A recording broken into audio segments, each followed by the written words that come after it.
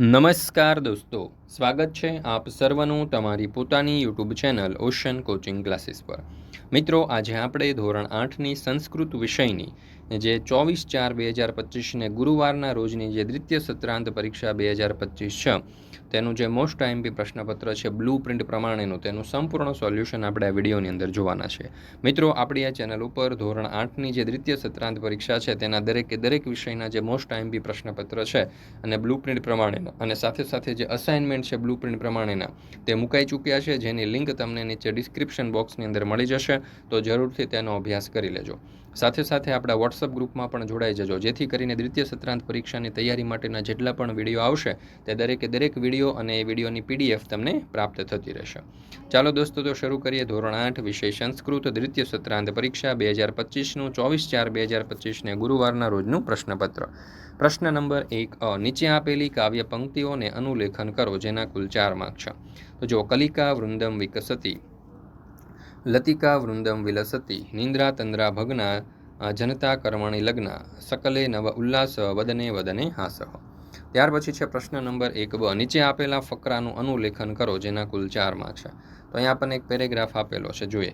પાણિનિઃ અસ્માક યુગસ્ય મહાન વૈયાકરણઃ અસ્તિ, તસ્ય અષ્ટાધ્યાયી ઇતિ વ્યાકરણ ગ્રંથઃ વિશ્વ પ્રસિદ્ધ વર્તતે, અસ્ય ગ્રંથસ્ય વૈજ્ઞાનિકતા દ્રષ્ટા વિદ્વાંસઃ પાણિનિ મહાસંગણક ઇતિ નામ્ના વિભૂષયન્તિ, પાણિને માતા દાક્ષી આસીત ઇતઃ તસ્ય નામ દાક્ષીપુત્રઃ અભવત।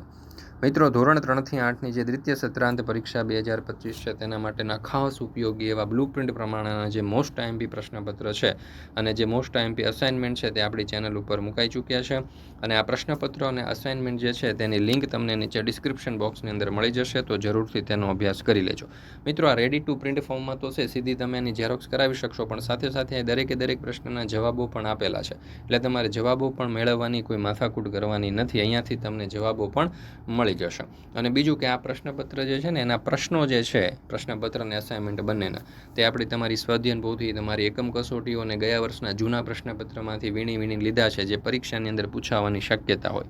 અને બીજું કે તમે તમારી શાળા, ક્લાસીસ કે સંસ્થાના નામ અને લોગો સાથે પ્રશ્નપત્ર મેળવવા માંગતા હોય તો એ પણ માત્ર 20 રૂપિયાની અંદર મેળવી શકો છો, તો જરૂરથી મેળવી લેજો। નંબર તમને આપેલો છે 70 46 22 22 54, આ નંબર ઉપર કોન્ટેક્ટ કરી સંપર્ક કરી અને દરેક સોલ્યુશનની પીડીએફ તમે મેળવી શકો છો।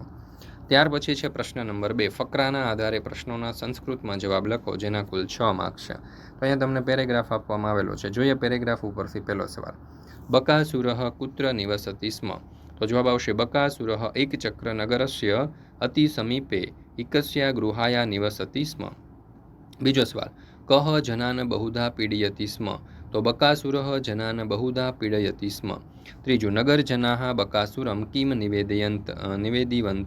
તો નગરજનાઃ બકાસુર નિવેદિવંતઃ યતઃ વયમ પ્રતિદિનમ શકટપરિમિતિ ભોજનમ એકમ મનુષ્ય વૃષભદયમશ્ચ ભવતે આહારરૂપેણ પ્રેષિષ્યામિ, ભવાન અસ્માન મા પીડયતુ ઇતિ।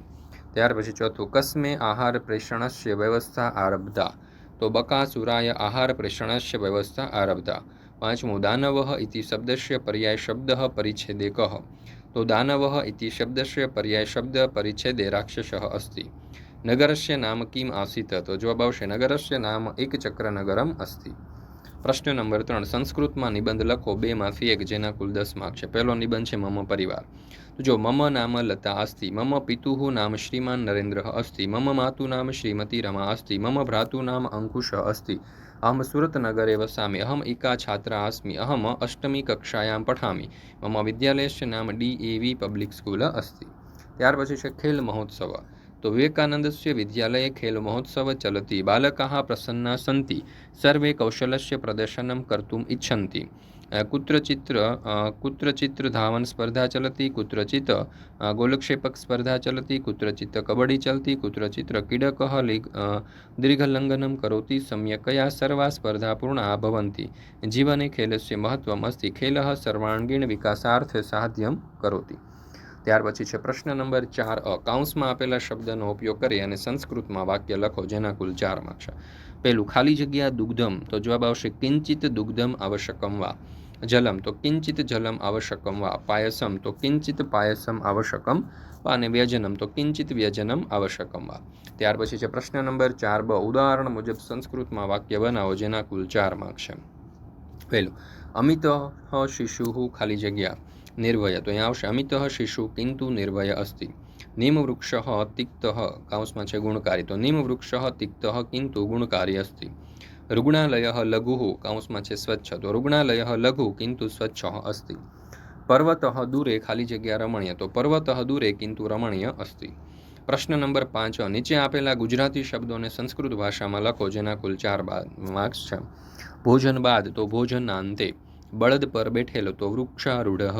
વીંટી તો મુદ્રિકા. રાજા તો નૃપ. ત્યાર પછી છે પ્રશ્ન નંબર 5 બ. નીચે આપેલા ગુજરાતી વાક્યોને સંસ્કૃત ભાષામાં લખો જેના કુલ 4 માર્ક છે. પહેલું, મારું ગામ સુંદર છે. તો મમ ગ્રામઃ મનોહરઃ અસ્તિ.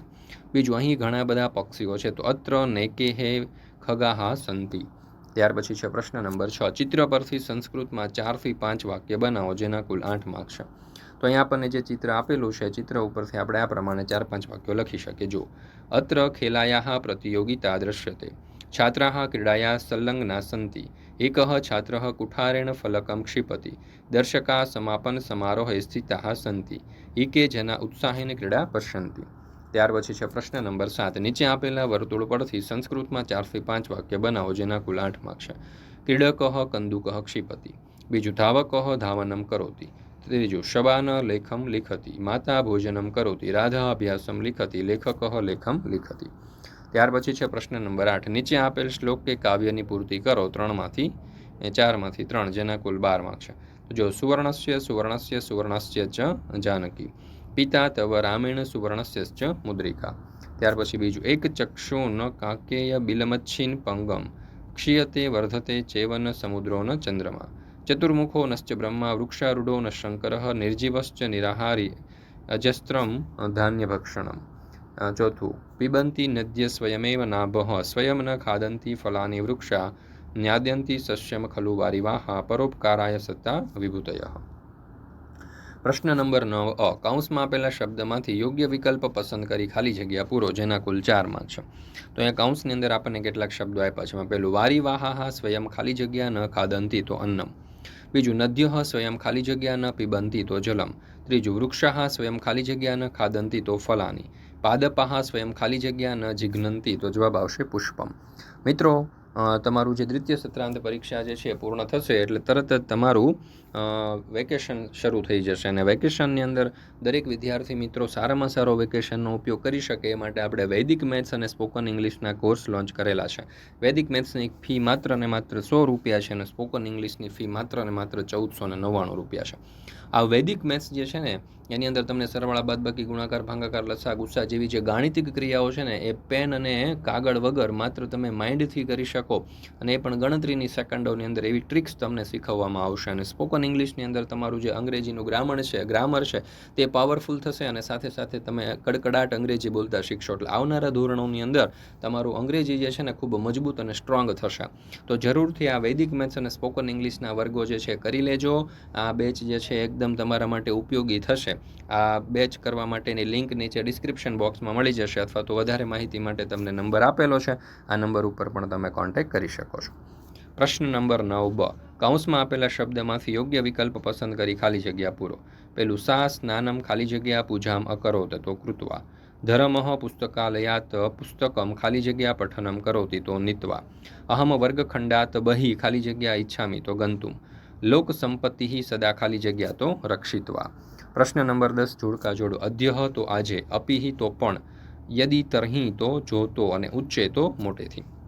મિત્રો, અહીંયા આપણે ધોરણ 8નું આપણું જે બ્લુ પ્રિન્ટ પ્રમાણેનું જે મોસ્ટ આઈએમપી પ્રશ્નપત્ર છે તે પૂર્ણ કરીએ છીએ. મિત્રો, આપણી આ ચેનલ ઉપર ધોરણ 8ના દરેક વિષયના દ્વિતીય સત્રાંત પરીક્ષા 2025ના મોસ્ટ આઈએમપી પ્રશ્નપત્ર બ્લુ પ્રિન્ટ પ્રમાણેના અને બ્લુ પ્રિન્ટ પ્રમાણેના અસાઇનમેન્ટ મુકાઈ ચૂક્યા છે, જેની લિંક તમને નીચે ડિસ્ક્રિપ્શન બોક્સમાં મળી જશે. તો જરૂરથી તેનો અભ્યાસ કરી લેજો. સાથે સાથે આપણા વોટ્સઅપ ગ્રુપમાં પણ જોડાઈ જજો, જેથી કરીને સ્વ અધ્યયન પોથીના એકમ કસોટીના અને જે મારી જે દ્વિતીય સત્રાંત પરીક્ષા આવી રહી છે તેની પરીક્ષાની તૈયારીના દરેક વિડીયો જે છે તેની લિંક તમને વોટ્સઅપ પર પ્રાપ્ત થતી રહે.